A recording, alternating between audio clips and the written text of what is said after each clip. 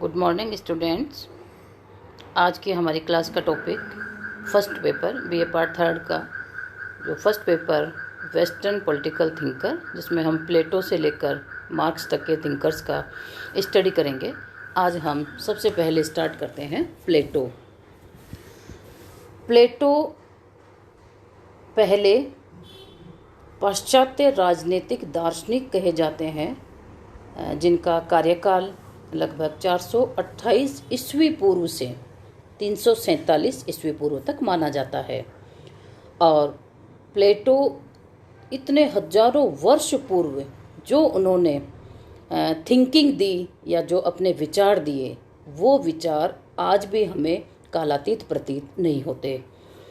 प्लेटो एक ऐसे दार्शनिक हैं जिन्होंने पूरे पाश्चात्य जगत में अनेक ऐसी थियरीज दी है जो आज भी उस समय से ज़्यादा प्रयोग में लाई जाती है या अपनाई जाती है।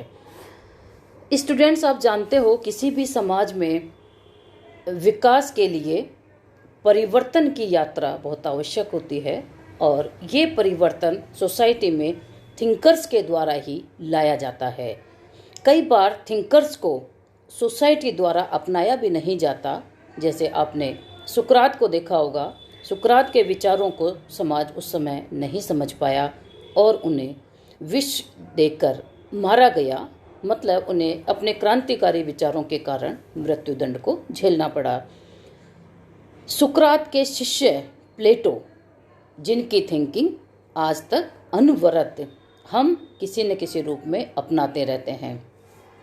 जैसा कि शैले ने कहा है कि वह पहले और संभवतः अंतिम ऐसे व्यक्ति थे प्लेटो, जिन्होंने ये कहा था कि सोसाइटी में ना तो धनवान व्यक्ति का शासन होना चाहिए, ना ही किसी निर्धन व्यक्ति का शासन होना चाहिए, ना ही किसी महत्वाकांक्षी व्यक्ति का शासन होना चाहिए, बल्कि प्लेटो ने इतने हजारों वर्ष पूर्व कहा था कि राज्य में शासन सर्वाधिक बुद्धिमान व्यक्तियों द्वारा किया जाना चाहिए। ये बहुत बड़ी बात प्लेटो ने उस समय कही, जो आज भी अपेक्षित है। प्लेटो के गुरु सुकरात ने 3 सिद्धांतों का प्रतिपादन किया था, और उन 3 सिद्धांतों का प्रभाव प्लेटो पर भी पूर्णतः पड़ा। जैसे सुकरात ने एक चीज कही थी कि सद्गुण ही ज्ञान है। दूसरा सिद्धांत इन्होंने वास्तविकता का सिद्धांत दिया था कि कई बार कोई चीज़ हमें देखने में अलग प्रतीत होती है, लेकिन वास्तविक रूप में वो दूसरी चीज़ होती है। इसी तरह तीसरा उन्होंने ज्ञान का सिद्धांत दिया, और इन तीनों ही सिद्धांतों का प्लेटो के थिंकिंग या जीवन पर बहुत बड़ा प्रभाव पड़ा। प्लेटो ने अपनी प्रारंभिक शिक्षा दीक्षा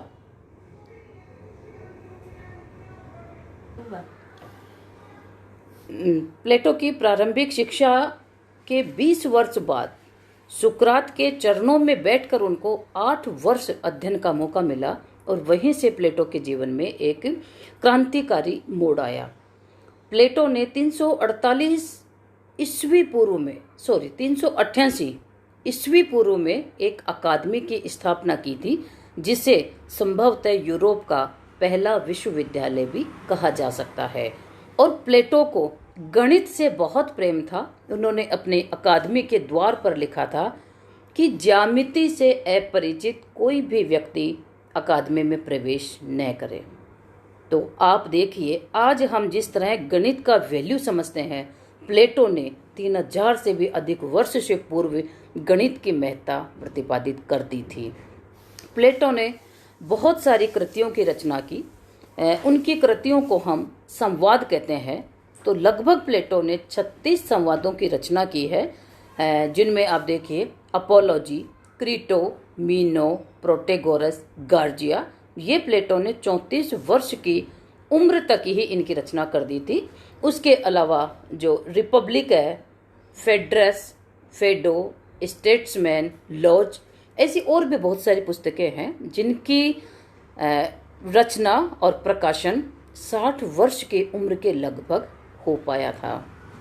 अब हम प्लेटो के आगे यदि थिंकिंग पर विचार करते हैं तो हम देखते जाते हैं कि व्यक्ति और राज्य में प्लेटो ने एक गहरा संबंध स्थापित किया है। प्लेटो का कहना है कि राज्य व्यक्तियों से ही बनता है। राज्य कोई ओक के वृक्ष या चट्टान के अंदर से नहीं आते, बल्कि उसमें निवास करने वाले व्यक्तियों के मन से आते हैं। अर्थात प्लेटो का कहना था कि राज्य व्यक्ति का ही एक वृहद रूप है और राज्य और व्यक्ति के बीच एक अभिन्न संबंध पाया जाता है। व्यक्ति की प्रवृत्तियां और राज्य की प्रवृत्तियां बहुत कुछ समान रूप लिए होती है। प्लेटो ने कहा था कि राज्य के 3 वर्ग होते हैं। एक होता है अभिभावक वर्ग, जिसमें बुद्धि की प्रधानता या युक्ति तत्व का ये प्रतिनिधित्व करने वाला वर्ग होता है। दूसरा वर्ग होता है सैनिक वर्ग, जो उत्साह जैसे तत्व का प्रतिनिधित्व करता है। और तीसरा वर्ग है किसान वर्ग, जो कि भूख का प्रतिनिधित्व करता है। यानी भूख का प्रतिनिधित्व मतलब लोगों की भूख को शांत करने का कार्य ये वर्ग करता है।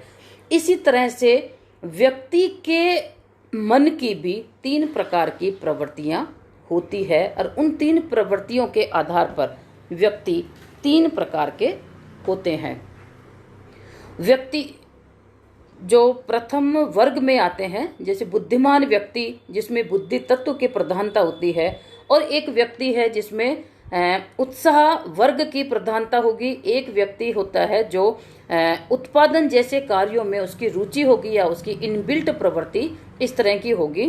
तो व्यक्ति की जो 3 प्रवृत्तियां हैं, उन 3 प्रवृत्तियों के आधार पर सोसाइटी में 3 प्रकार के वर्ग बन जाते हैं। एक वर्ग शासक वर्ग होता है, जिसको हम कहते हैं पूर्ण अभिभावक वर्ग, यानी कि वो पूरे सोसाइटी का संरक्षक वर्ग होता है। एक वर्ग होता है सैनिक वर्ग, जो वर्ग पूरे राज्य की हिफाजत फरमाता है। और तीसरा वर्ग होता है जो पूरे जनसंख्या की भूख को शांत करने वाला वर्ग है। प्लेटो की सर्व प्रमुख कृति जो कही जाती है रिपब्लिक, रिपब्लिक और प्लेटो एक दूसरे के पर्याय हैं। सर्वोत्तम कृति, जिसको नाटकीय शैली, कविता और कल्पनाओं की उड़ान का एक मिश्रण रूप इसमें देखा जा सकता है। कैटलिन ने कहा था कि रिपब्लिक एक नैतिक भाष्य है, और यद्यपि यह सुकरातीय द्वंद्व का एक उदाहरण है और अपने निष्कर्षों में वह मताग्रहवादी है, तो उसमें मनोवैज्ञानिक विश्लेषण है। इसी तरह से बार्कर ने भी प्लेटो की रिपब्लिक के बारे में कहा है कि यह मानव के संपूर्ण दर्शन की दिशा में एक प्रयास है। डॉक्टर मुरे ने इस बारे में लिखा, रिपब्लिक एक साथ ही तत्व ज्ञान और दर्शन का, राजनीति विज्ञान और शिक्षा का ग्रंथ है। कहने का तात्पर्य है, रिपब्लिक में प्लेटो ने अधिकतम विषयों से संबंधित विचारों का समावेश किया है। अब ये प्रश्न आता है कि जो इतनी इम्पोर्टेंट पुस्तक है, कृति है प्लेटो की, उसकी विषय वस्तु क्या होगी? तो अर्नेस्ट बार्कर ने प्लेटो की रिपब्लिक को 5 भागों में बांटा है। ये 5 भाग अलग अलग रूप में आप समझेंगे। पहला भाग बार्कर ने बताया है आध्यात्मिक भाग। इसमें अच्छा, भला और नेक क्या है, क्या हो सकता है, इन विचारों का समावेश और इनकी परिभाषा पर विचार किया गया है। दूसरा भाग नैतिक दर्शन के रूप में है, जिसमें नीति शास्त्र और राजनीति शास्त्र में कोई अंतर नहीं है। प्लेटो ने नीति शास्त्र और राजनीति शास्त्र में बहुत साम्य या एक रूप माना है। तो व्यक्ति और राज्य दोनों के सद्गुण समान है। इन चीज़ों का समावेश नैतिक दर्शन में किया है।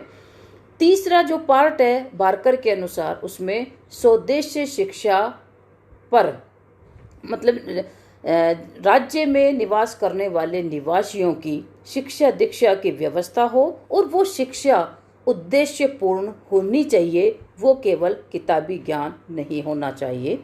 चौथा इसका जो पार्ट है वो है संपत्ति और परिवार। इसमें प्लेटो ने अभिभावक वर्ग के लिए स्त्रियों और संपत्ति के साम्यवाद की व्यवस्था की है, जो हम आगे और डिटेल में स्टडी करेंगे।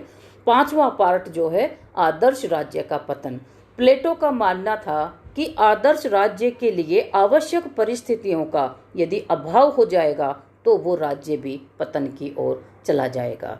रिपब्लिक के विषय वस्तु के बारे में विल ड्यूरेंट के शब्दों पर गौर किया जा सकता है। विल ड्यूरेंट ने कहा है कि इस ग्रंथ में प्लेटो का अध्यात्म शास्त्र, नीति शास्त्र, मनोविज्ञान, शिक्षा शास्त्र, राजनीति शास्त्र और कला का सिद्धांत प्रतिपादित है। इसमें हम ऐसी आधुनिक समस्याएं पाते हैं जैसे साम्यवाद, समाजवाद, नारी स्वातंत्र्यवाद, गर्भ निरोध, सुप्रजनन शास्त्र, नीत्शे द्वारा बतलाई गई नैतिकता और कुलीन तंत्र की समस्याएं, बर्गसन और फ्रायड का मनोविज्ञान, यहाँ सभी कुछ है। कहने का तात्पर्य प्लेटो की रिपब्लिक में जीवन से संबंधित सभी शास्त्रों और विज्ञानों का समावेश किया गया है। अब एक प्रश्न स्वाभाविक रूप में आपके मन में उठता होगा कि रिपब्लिक की विषय वस्तु की इतने विशालता के क्या कारण है। इसके हमें 3 कारण यहाँ पर नजर आते हैं। प्लेटो ने संवाद के साहित्यिक रूप को अपनाया और साहित्य में आप समझते हैं कि निबंध जैसी विधाएं भी होती है। दूसरा कारण है उस समय ज्ञान की विभिन्न शाखाओं में विभाजन नहीं था। जैसे आप आज के समय में स्पेशलाइजेशन, एक सब्जेक्ट का स्पेशलाइजेशन हम पढ़ सकते हैं, ये विभाजन उस समय नहीं था। इस कारण भी रिपब्लिक में सभी विषयों का समावेश है। और तीसरा कारण है नागरिक और राज्य के क्रियान्वयन समन्वित थे। नागरिक धर्म ही राज्य धर्म था। व्यक्ति और राज्य की सिमिलरिटी के कारण रिपब्लिक की विषय वस्तु विशाल समझी गई। रिपब्लिक एक ऐसा ग्रंथ है जिसका विभाजन संभव नहीं है और यह एक बहुत ही इम्पोर्टेंट है। नेटलशिप के अनुसार रिपब्लिक पर उनका जो स्टेटमेंट है कि रिपब्लिक मानव जीवन के दर्शन का नाटकीय रूप है। इसमें उन्होंने बहुत ही सुंदर तरीके से रिपब्लिक का जिक्र किया है। प्लेटो के किसी भी थिंकर या विचारक या जो भी विद्वान समाज सुधारक होते हैं, उनके व्यक्तित्व और चिंतन पर जहाँ पर उनका जन्म हुआ है उस जगह की परिस्थितियाँ और उस समय के शासन की परिस्थितियों का प्रभाव स्वाभाविक रूप में पड़ता है। प्लेटो का जन्म एथेंस में जो हुआ तो ये स्वाभाविक था कि एथेंस की जो भी स्थितियाँ थी, अच्छाइयाँ बुराइयाँ, उनका प्रभाव प्लेटो के चिंतन पर अवश्य पड़ा। प्लेटो ने अपने एथेंस नगर राज्य में बहुत सारी ऐसी प्रॉब्लम्स या समस्याएं देखी थी जिनके आधार पर उन्होंने अपने आगे के चिंतन का आधार हम समझ सकते हैं या उनके चिंतन पर इन परिस्थितियों ने प्रभाव डाला। तो उस समय एथेंस नगर में जो बुराइयां थी वो इस प्रकार से थी, अज्ञानता का शासन। यही वजह थी कि प्लेटो ने कहा कि राज्य में सर्वाधिक बुद्धिमान लोगों के द्वारा शासन किया जाना चाहिए। स्वार्थ का प्रभुत्व, उग्र व्यक्तिवाद, व्यक्ति केवल अपने ही लिए सोचे, वो उग्र व्यक्तिवाद प्लेटो ने एथेंस में उस समय देखा। असैद्धांतिक, बिना किसी सिद्धांत नियम के शासन जो चल रहा था, राजनीतिक विरोध, विद्रोह, ये स्थितियाँ, नगर राज्य का 2 गुटों में विभाजन, अमीर वर्ग और गरीब वर्ग, सोफिस्टों का प्रभुत्व, इसी कारण सुकरात जैसे व्यक्ति को मृत्युदंड मिला। तो इस तरह की जो और उच्च कोटि के दार्शनिकों की दुर्दशा, इनको देखकर प्लेटो ने आगे का अपना चिंतन निर्धारित किया। और आज की क्लास में हम इतना ही करेंगे और बाकी फिर नेक्स्ट क्लास में ऑल द बेस्ट। और आप इसका नोट्स देखकर स्टडी करेंगे।